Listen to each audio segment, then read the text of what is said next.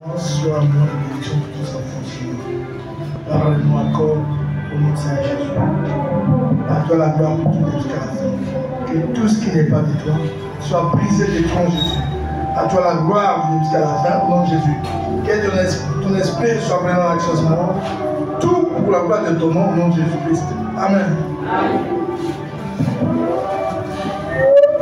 Shalom Église. Qui met l'ensemble des église. Bonne année 2024. Jean chapitre 2. Jean chapitre 2. Premier au 12e verset. Lecture s'il vous plaît. Jean chapitre 2. De 1 à 12, s'il vous plaît, disons. Jean 2, 1 à 12. Je lis la parole de Dieu. 3 jours après, il y eut des noces à Cana en Galilée. La mère de Jésus était là. Et Jésus fit aussi inviter aux noces avec ses disciples. Les vins ayant manqué, les mères de Jésus lui dit, ils n'ont plus de vin. Jésus lui répondit, femme, qu'y a-t-il entre moi et toi? Mon heure n'est pas encore venue. Sa mère dit au serviteur, faites ce qu'il vous dira. Or, il y avait là 6 vases de pierre destinés aux purifications des Juifs et contenant chacun 2 ou 3 mesures. Jésus leur dit, remplissez d'eau ces vases. Et ils les remplirent jusqu'au bord. Puisez maintenant, leur dit-il, et portez-en à l'ordonnateur du repas, et ils l'emportèrent. Quand l'ordonnateur du repas y goûtait l'eau changée en vin, ne sachant d'où venait ce vin, tandis que les serviteurs qui avaient puisé l'eau le savaient bien, il appela l'époux et lui dit, tout homme sert d'abord les bons vins, puis les moins bons après qu'on sait s'enivrer. Toi, tu as gardé les bons vins jusqu'à présent. Telle fut à Cana en Galilée le premier des miracles que fit Jésus. Il manifesta sa gloire et ses disciples crurent en lui.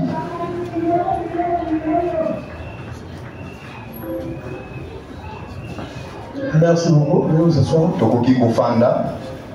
Bien aimé, allons verset par verset. Que Dieu vous bénisse son Saint Jésus. Toute écriture est inspirée de Dieu. Et l'homme ne vivra pas de pain seulement, mais toutes paroles qui sortent de la bouche de Dieu. Nous sommes là pour recevoir la parole de Dieu, pour écouter la parole de Dieu. C'est la nourriture spirituelle des enfants de Dieu. Que Dieu vous bénisse en Jésus. 3 jours après. 3 jours. Il y eut des noces à Cana en Galilée. La mère de Jésus était là. 3 jours après. C'est-à-dire avant les 3 jours, Jésus était quelque part. Il y avait l'événement. C'était quoi juste? On se pose que 3 jours par rapport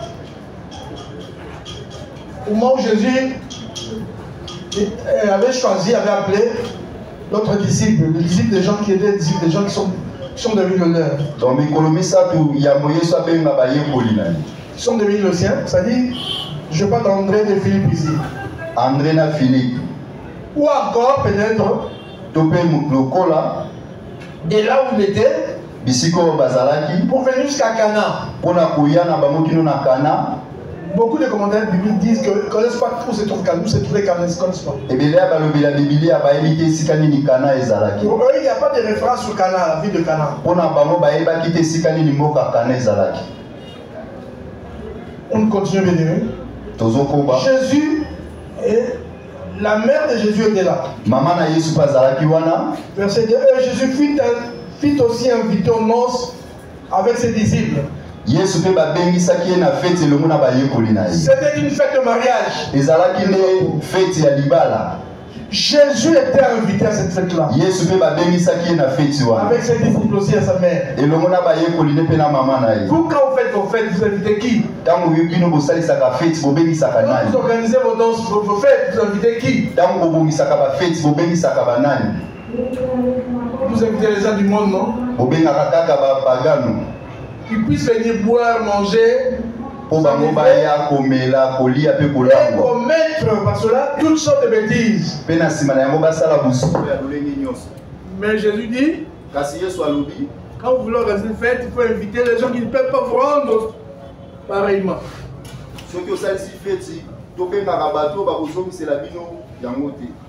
Souvent quand nous faisons une fête, nous invitons des gens qui peuvent nous rendre. Je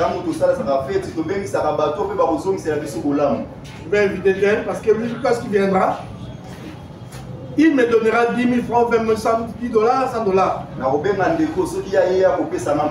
Mais Jésus dit qu'elle ne doit pas être votre intention. Quand vous organisez une fête, invitez des gens qui ne peuvent pas vous rendre.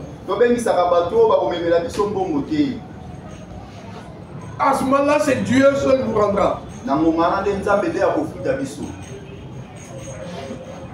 Et dans votre fête, vous invitez qui?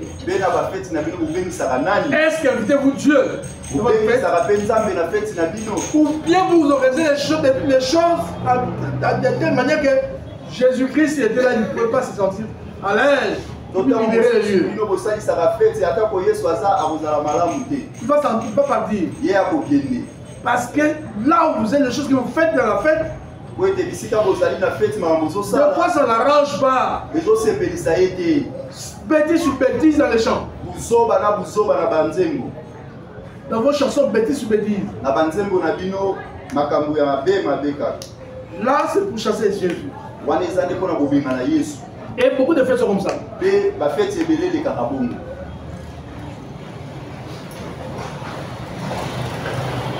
Verset 3. Les vins ayant manqué, la mère de Jésus lui dit, ils n'ont plus de vin. Le vin ayant manqué, il n'y avait plus de vin. Quand vous invitez Jésus à votre fête, certainement, il interviendra au cas où il venait que vous manquez quelque chose. Et ils avaient organisé la fête. Comme ils avaient invité Jésus, le vin manquera. Et comme le vin avait manqué, qu'est-ce qu'ils ont fait? La mère de Jésus est venue à Jésus pour intercéder à quelque chose. Jésus, ils n'ont plus de vin. Est-ce que toi tu le fais aussi quand tu vas dans une fête? Ou bien dans ta famille, quand tu constates qu'il y a quelque chose qui manque, qu'est-ce que tu fais? Tu critiques bien, tu demandes à Dieu d'intervenir. Regarde, ils ont dans des fêtes, il n'y a plus de vin. Mais ils n'en ont pas, qu'est-ce que vous voulez qu'ils fassent? Ils sont limités. Prie pour lui. Prie pour cette fête-là, demande à Dieu d'intervenir. Quand ton frère, tu constates que ton frère manque quelque chose, prie pour lui. Prie que Dieu puisse lui donner cela. C'est ça la bonne manière d'enfant de Dieu. Vous n'êtes pas là pour vous moquer de celui qui manque quelque chose. Oh, nous avons été là-bas. Dans les fêtes, il fallait voir comment il était habillé. Il était mal habillé. Mais toi, qu'est-ce que tu avais fait? Peut-être que tu l'avais vu auparavant. Mais pourquoi n'as-tu pas acheté si tu avais l'argent? Tu vas acheter quelque chose. Si tu le fais, tu te béniras. Ne sois pas seulement à critiquer les autres. Oh, ils n'ont plus de vin, ils n'ont rien. Regarde cette fête-là. Quelle genre de fête? Sans vin. Mais Marie a constaté ce qui manquait. Il a imploré le Seigneur Jésus. Oh, il a dit, Seigneur, regarde, il manque du vin. Verset 4. Jésus lui répondit, femme, qu'y a-t-il entre moi et toi? Mon heure n'est pas encore venue. Reprends. Jésus lui répondit, femme, qu'y a-t-il entre moi et toi? Mon heure n'est pas encore venue. Ah, beaucoup de gens diront, Jésus était impoli. Yesu azalaki mwana zanga botusi. Les païens disent comme ça, Jésus était impoli. Batu mususu balobaka Yesu azalaki mwana. Regarde ce qu'il avait dit à sa mère, il a appelé sa mère femme. Botala ndenge abelaki mama na ye mwasi. Chez eux là-bas, dans leur culture là-bas, en Orient là-bas, on pouvait appeler sa mère femme. C'était un titre de respect. C'est comme aujourd'hui on peut dire appeler madame. Un enfant peut appeler sa mère madame. Madame Dibalou. Madame Dibalou. Madame Chamanga,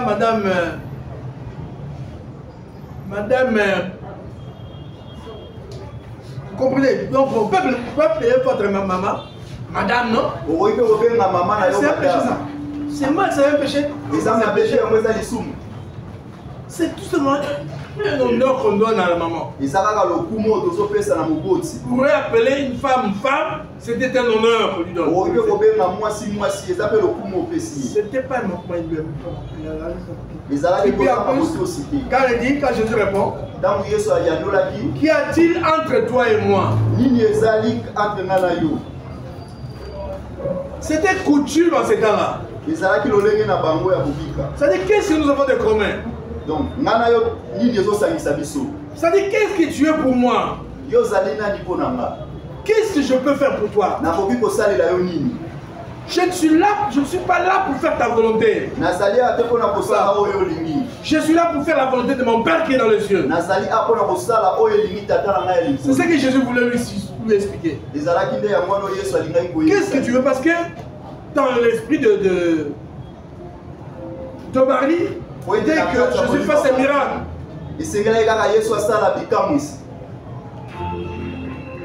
c'est ça qu'elle voulait demander à Jésus. Fais un miracle. Je lui dis, tu veux que je me manifeste? Mon heure n'est pas encore venue. C'est pas encore mon heure. Mon heure prévue par mon Père n'est pas encore là. Alors, femme, entre toi et moi, il n'y a rien. Je ne suis pas là pour être soumis à tes ordres. Mais quelque part, toi, tu es là pour faire ce que moi je dis parce que je suis quelque part ton fils, bien sûr, même Seigneur, ton Seigneur. Alléluia. Amen.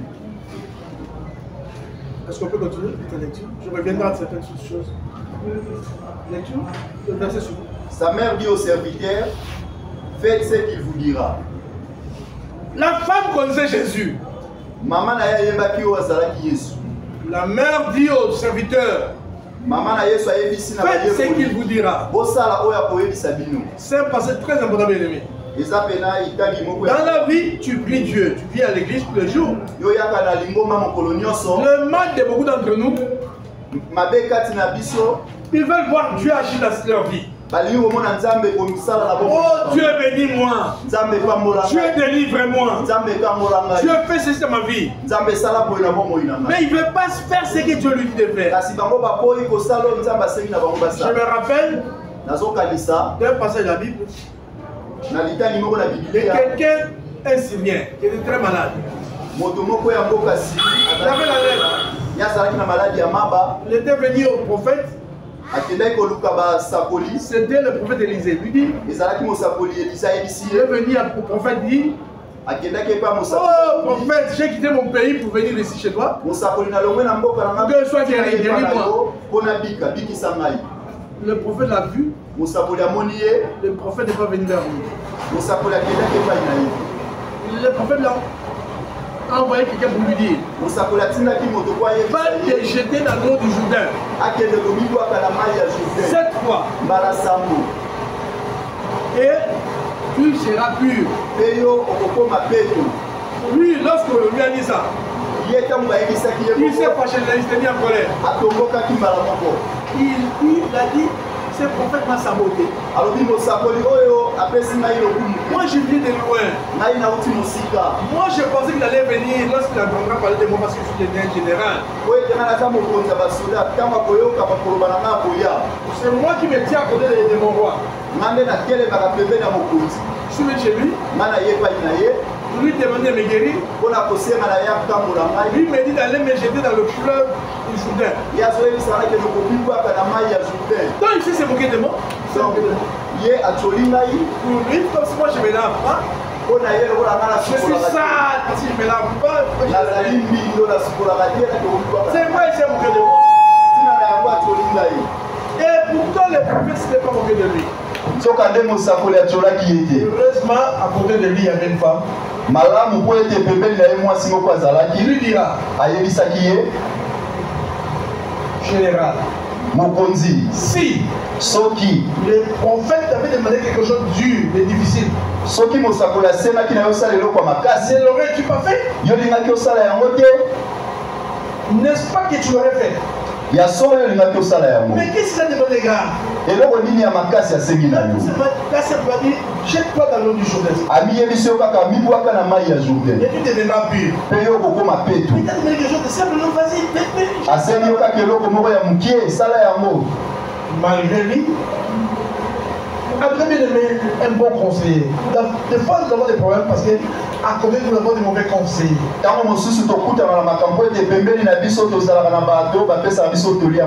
Il s'est gêné. Et il devient pur. C'est tout. Il était guéri. Faites ce qu'il vous dira.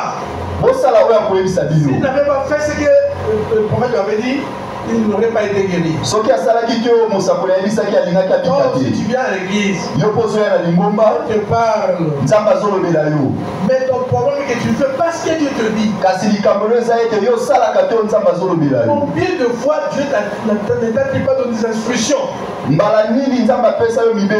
Par la prophétie, par les prophètes, dans le songe, dans la vision, ou encore dans le message, dans les prédications. Mais seulement tu ne fais jamais ce que Dieu te fait. Dieu t'a dit cherche-moi et je vais montrer. Mais tu ne cherches pas. Dieu t'a dit serre-moi et je te bénirai, tu ne sers pas. Dieu t'a dit apporte tes dîmes, toi, à l'église tous les jours. Tous les mois. Mais tu ne le fais pas. Tout ce que Dieu te demande, tu ne le fais pas. Toi, tu veux que Dieu fasse quelque chose pour toi avec lui. Il le fera comment? Parce que s'il te dit, toi, tu ne le fais pas. Tu es têtu. Il faut faire ce que Dieu te dit de faire, alors tu verras la main de Dieu. Jésus disait à une femme, si tu crois, tu verras la gloire de Dieu. Ne t'ai-je pas dit que si tu crois, tu verras la gloire de Dieu? Ne t'ai-je pas dit que si tu fais ce que Dieu te dit, tu verras la gloire de Dieu, bien-aimé? Lecture, continue. Or, il y avait là 6 vases de pierre destinés aux purifications des Juifs et contenant chacun d'eux ou 3 mesures. Bien, il y avait là 6 vases. 6 c'était comme le nombre d'hommes. L'homme a été créé le 6e jour. Quel n'est pas notre problème? Il y avait 6 vases. Ces vases-là servaient à la purification des Juifs. Servaient à la purification des Juifs. D'après Marc chapitre 7, verset 3. Chapitre 7, verset 3. On dit là-bas les Juifs avaient coutume. On se lavait les mains. Pour eux, c'est purifier les mains, c'est purifier. Avant de manger, avant de faire quelque chose, c'est purifier. Il y a aussi une grande église que vous connaissez. Et ils font cela, la purification. Chaque midi, c'est purifié. Alors, on va tout lever.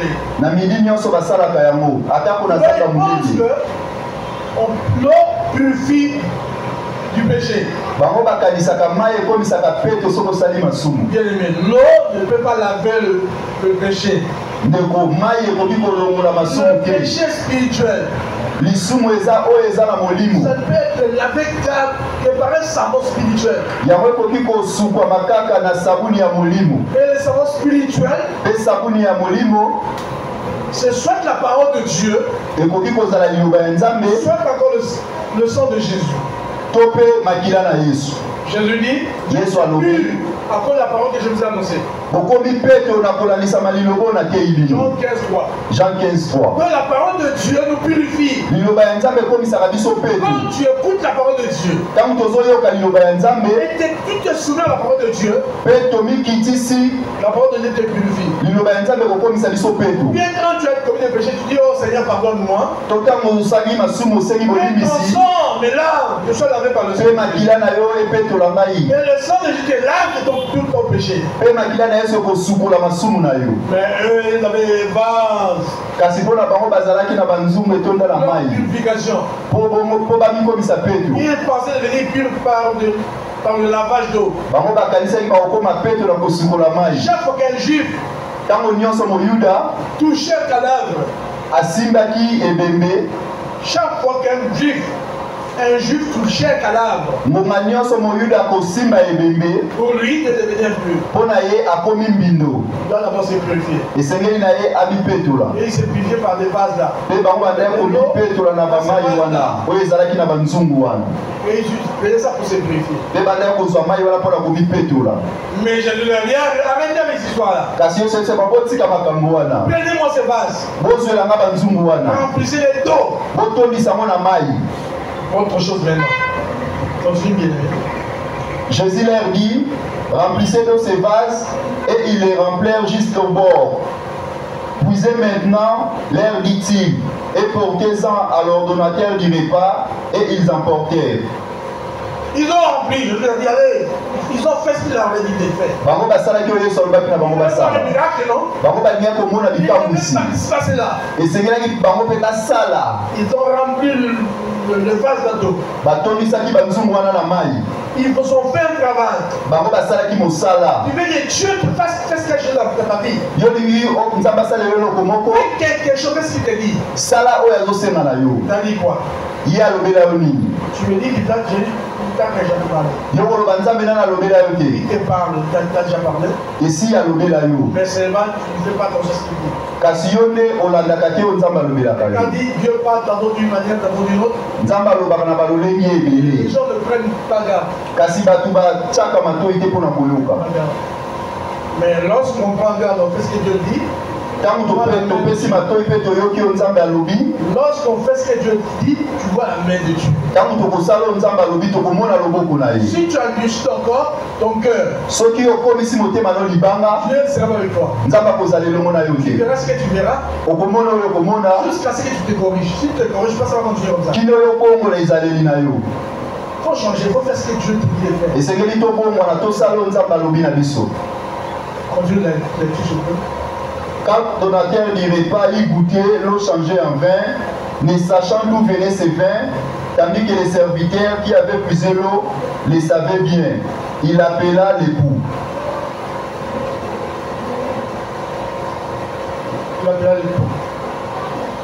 Il appela l'époux et lui dit, tout homme sert d'abord les bons vins, puis les moins bons après qu'on s'est enivré. Toi, tu as gardé les bons vins jusqu'à présent. Ce que j'ai compris, c'est que Jésus, son eau a été transformée en vin. L'eau change en vin. Moi, je comprends que Jésus change les choses. Il ne peut changer un biblique en un saint. Un meurtrier à un saint. Il a changé l'eau en vin. Comme aussi il peut changer ta situation de l'ennemi. Il peut changer ta vie. Aujourd'hui, peut-être tu es venu, tu pleures. Il peut faire en sorte qu'en sortant d'ici, tu oublies tout. Il te donne le vin de la joie. Quelque part, le vin, c'est aussi la joie. Parce que la Bible dit quelque part, enjoyer le cœur. Vino ekomisaka motema ya esengo. Donne la joie au cœur. Vino epesaka esengo na motema. Donc Dieu peut te rendre joyeux. Nzambe bakoki kokomisa moto na esengo. Dieu est capable de le faire. Na ngonga moke kaka Nzambe bakoki kosala yango. Mais il peut essuyer des larmes. Okoki kolela koki kopangusa pinzoli na yo. Il peut changer ta situation. Mpe apesi yo esengo mpe akomoli likambo na yo. Il te suffit de se confier en lui, bien-aimé. Esengeli na yo kaka otalela ye. Fais ce qu'il te dit. Osala oyo asengi na yo mpe okomona loboko na ye. Bien-aimé. Ndeko molingami. Je te rappelle encore. Nazokanisa lisusu. Dans Exode chapitre 17. Na mokande Exode 7. Verset 17. Verset 17. Moïse aussi. Mose epé. Parmi ces miracles, les 10 fléaux. En Égypte, il y avait un fléau où il avait transformé l'eau et devenu il y avait du sang. C'était un miracle de châtiment. C'était pour châtier les Égyptiens qui ne voulaient pas croire, qui ne voulaient pas libérer les enfants d'Israël. Les eaux de la rivière étaient devenues en sang. Ça ne donnait pas la joie, ça c'était le châtiment. Le miracle de Jésus c'était de donner la joie. Il donnait la joie. C'était la fête. Qu'est-ce qu'ils se sont dit? Mais comment ça? En goûtant ce vin-là, ça ne les a pas enivrés. Ils ont dit, c'est d'abord le bon vin. Les moins bons après les gens se sont enivrés. Mais toi, tu as gardé les bons vins jusqu'à la fin. C'est-à-dire pour eux, ce qu'ils avaient bu auparavant, c'était les moins bons. Et ils savaient que le bon vin vient d'abord auparavant. Et après que les gens se soient enivrés, lorsque les gens sont devenus fous, ivres, on leur donne les moins bons. Ça c'est la méthode des hommes. Le péché c'est comme ça. Attire d'abord, donne le bon. Il nous présente la joie sur les jeunes. Le péché. Comment tu peux vendre ton corps aux hommes? Pendant ton corps tu auras l'argent. Je vis bien aimé, il y a de jeunes filles aujourd'hui. Ils couchent avec les chiens. Dans le but d'avoir l'argent. On te présente du côté bon du péché. Les conséquences, on ne te les dira pas, tu verras ça plus tard. C'est ça les morts, on te présente le péché. Le ivre, se rendre ivre, c'est bien. C'est bien. Mais après avoir bu, après s'être enivré, on s'est rendu compte que on avait $100 dans la poche, on n'en a plus. On n'a plus rien. On était en mode ça on devient. On attrape la maladie, même le sida. À cause de la prostitution. Le diable ne présente jamais de bonnes choses avant. Toujours les bonnes choses avant, les mauvaises après. Les conséquences viennent après. Mais Jésus a donné d'abord les bons. Jésus a donné d'abord, dans cette fête-là, il y avait d'abord mon frère d'après. Se sont enivrés. Après, les bons est venu après. Parce que Jésus ne voulait pas être responsable de leur ivresse, n'est-ce pas? Ça veut dire que le vin que Jésus leur avait donné ne peut pas rendre les gens ivres. Parce que les gens n'avaient pas cette coutume là de se rendre ivres après, lorsqu'ils prenaient le vin, le mauvais vin. Les bons, ils s'enivraient seulement quand on leur donnait le bon vin. Dans cette fête-là, le bon vin est venu après. Parce que Jésus voulait dire non, moi je ne suis pas responsable de votre fête-là. Non, si c'était ivre, c'est avant. Personne dans cette fête ne peut témoigner que le bon vin que je l'avais donné, les avait rendu ivres. Cela il fallait que ça vienne avant.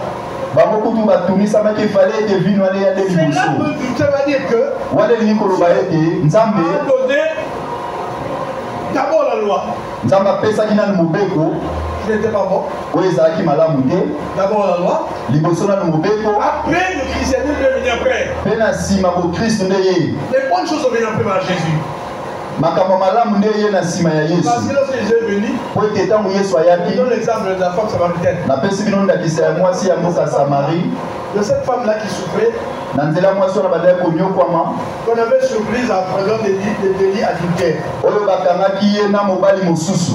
La loi la condamnée. Il fallait qu'elle soit lapidée. Qu'elle soit tuée. Comme ça par la lapidation. Ça c'est ça la loi, la première chose qui est venue. Après, Jésus est venu. Pour lui dire non. Pas pour condamner, pour sauver. Femme. En fait, est tué. Lequel de vous tous ici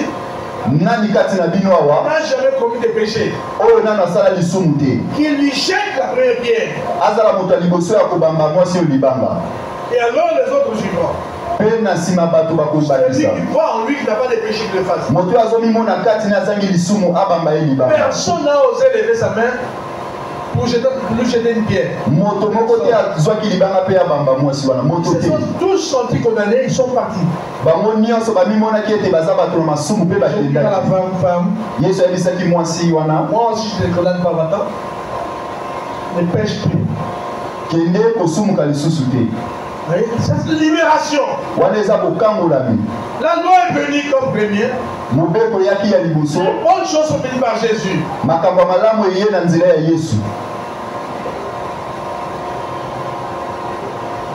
Continue de lecture. Quand tu verset 12. Qu'elle fit à Cana en Galilée le premier des miracles que Jésus fit. Il manifesta sa gloire et ses disciples crurent en lui. Jésus-Christ l'avait fait. Ça c'était son premier miracle. Est-ce que c'était réellement son premier miracle? C'était son premier miracle. Le miracle, parce que dans la parole de Dieu, appelé 35. Bien que Jésus avait fait d'autres miracles aussi. On le lit dans la parole de Dieu. Jean chapitre 20. Jean 20.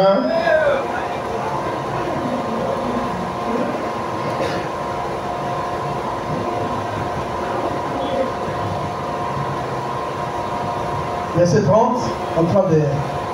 Jean 20, 30, 31. Jésus a fait encore, à présence de ses disciples, beaucoup d'autres miracles qui ne sont pas écrits dans ces livres. Mais ces choses ont été écrites afin que vous croyiez que Jésus est le Christ, le Fils de Dieu, et qu'en croyant, vous ayez la vie à son nom. Je vous ai dit ici, Jésus a fait plusieurs miracles. On n'a pas écrit.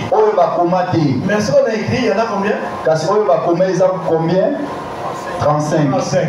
Ce qu'on a écrit, c'est 35. Oyo bakoma Il y eza a 35. plusieurs miracles qu'on n'a pas écrit. Kasi asala pe bikamwa ebele oyo bakoma te. Les gens, si on avait écrit cela, soki bakomaka yango comment serait ce livre-là? buku wana elingaki ezala monene ndenge nini?